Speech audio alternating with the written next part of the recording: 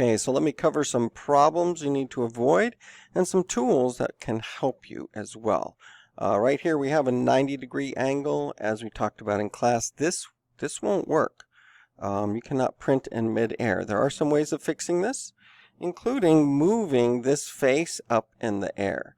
Now that can be tricky to do, so I'm going to press the up arrow on my keyboard, and now it's locked into that go up.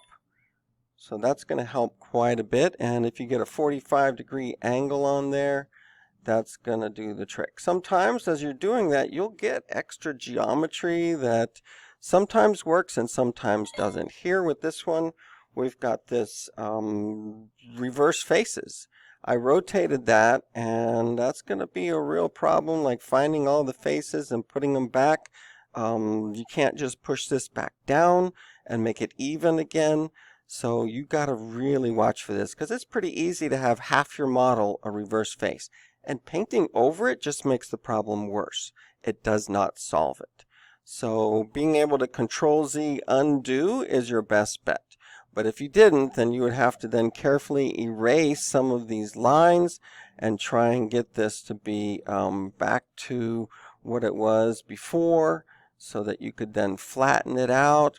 But you can see that I'm being very careful here, and I'm having some good luck with it. But man, wouldn't it be easier if it simply wasn't reversed to begin with? Now I can right click and reverse the faces back again. As long as you don't have too many of them, that's not too bad. So I can push that back down. If you go too far, that's a problem too. You can do the push-pull and get it to be right on that face. Looks like I had one more little line. That is a pretty big hole to have on there. Whenever you need to seal it up again, you can simply redraw one of the lines, and then it will.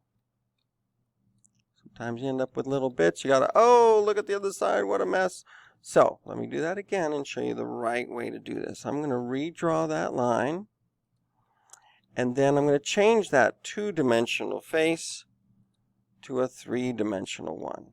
And now I can seal up the bottom. Now, it is reversed, so fix that first. And now I can just draw that line a second time, seal it up, and now when I erase these, it should not destroy my model, okay? So that's a little bit of help there.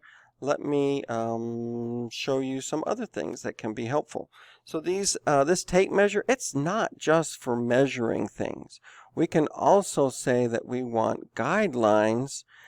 They can be tough to get to go, but right now I've got a guide. So sometimes I'll use my tape measure to give me some guidelines, and I can click, and you can see that it's going to put a guide on there. If I say, well, I want this to be, let's say, every foot, I can say, draw me a guideline 1 foot above this base. Now, if you want more of those, it's actually pretty easy. You can treat this just like any other asset in here. And I'm going to move this line upwards, tap Control, and now I'm going to make a copy. If I say, okay, move that line, that copy 1 foot. Now, since I did the move command, I can say, give me 3 of them, and I've got more. So you could then draw lines exactly 1 foot and do some things. What do I mean by that? Well, I could then use that for my intersections, and it's jumping to just the right spot. And now I can even take that line and move it a copy 1 foot. And say, really, I need 2 more. Now I've got some nice, evenly divided parts where I could make steps with them. If I'm using my push-pull, I could bring this out, maybe even a little bit past that, and then take this one. And if I was doing this by measurements, I could do it by precise amounts. I could bring this down, or maybe go up and pull this one. So you can do some pretty, oh, these are all 90 degrees. Oh no, what shall I do? Well, I'm going to take this one and move it in the upwards direction like I showed you a moment ago, and try and get that 45-degree angle going. Let me look at it from the side, And that's about 4 something feet. So I'm going to move that 5 feet. Take this one and move it, forcing it upwards 5 feet. Well, that didn't work so well. Let me see if I bring that up. This one's going to be about 3 feet. It's shorter, so I can't move it quite the same amount. Still about 45 degrees there. Move this one. How far up can that one go?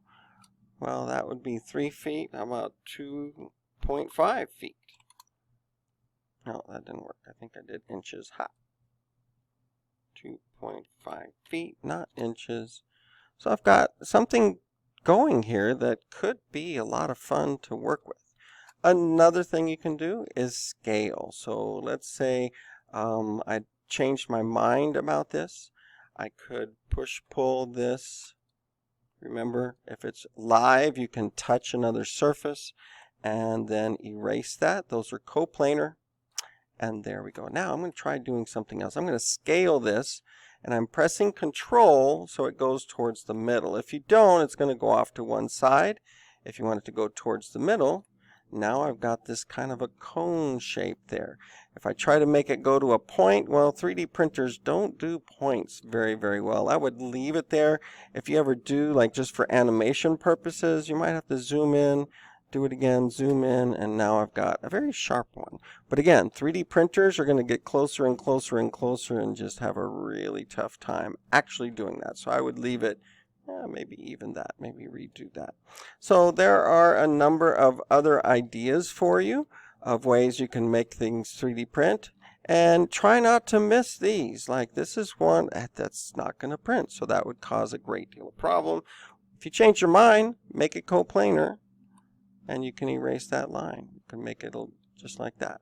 You can also move lines themselves. So if I take this line and move it straight up, I can get that wedge shape without it sticking out at all. So there's a few ideas. Again, copying the guideline is how I was able to get it to repeat. I tried just drawing copies, but that worked out much, much better. One last thing, super important. If your navigation goes crazy, I put a screenshot on there. You got your app settings. Go to navigation and you can just reset them. If scrolling the mouse wheel does not zoom in and out, or orbit stops working for you, you can just reset pretty darn easily. So this one actually starting to turn out kind of crazy.